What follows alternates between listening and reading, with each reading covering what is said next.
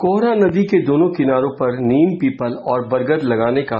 सबसे बड़ा वैज्ञानिक कारण यह है कि ये तीनों वृक्ष अत्यधिक मात्रा में ऑक्सीजन छोड़ते हैं और उनकी गहरी, चौड़ी तथा फैलावदार जड़ें मिट्टी में प्राकृतिक रिसाव मार्ग बनाती है। इन जड़ों के आसपास जो जड़ परिसर ऑक्सीजन क्षेत्र बनता है, उसमें ऐसे लाभकारी जीवाणु जन्म लेते हैं जो कीचड़, गाद, कचरा और जहरीले रासायनिक अवशेषों को तोड़कर नदी के जल को प्राकृतिक रूप से शुद्ध करते हैं। ऑक्सीजन की उपस्थिति में काम करने वाला इन जीवाणु को एरोबिक बैक्टीरिया कहा जाता है। इनमें प्रमुख समूह नाइट्रोसोमोनास और नाइट्रोबैक्टर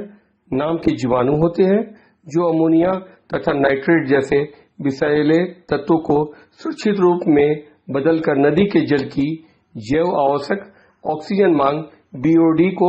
कम करते हैं और जल को स्वच्छ बनाने की प्रक्रिया तेज करते हैं। नीम की पत्तियों में मौजूद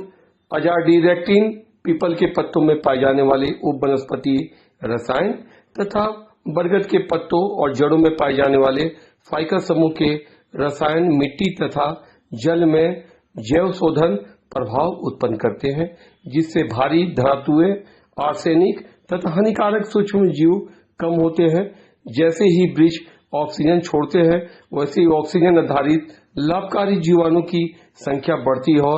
और यही जीवाणु नदी की गाद को छोटे छोटे कणों में तोड़कर जल को स्वच्छ करते हैं। इस प्रकार नीम, पीपल, बरगद का रोपण कोहरा नदी को प्राकृतिक रूप से पुनर्जीवित करने का माध्यम बन जाता है, जहां वृक्ष, ऑक्सीजन और लाभकारी जीवाणु मिलकर नदी को स्वस्थ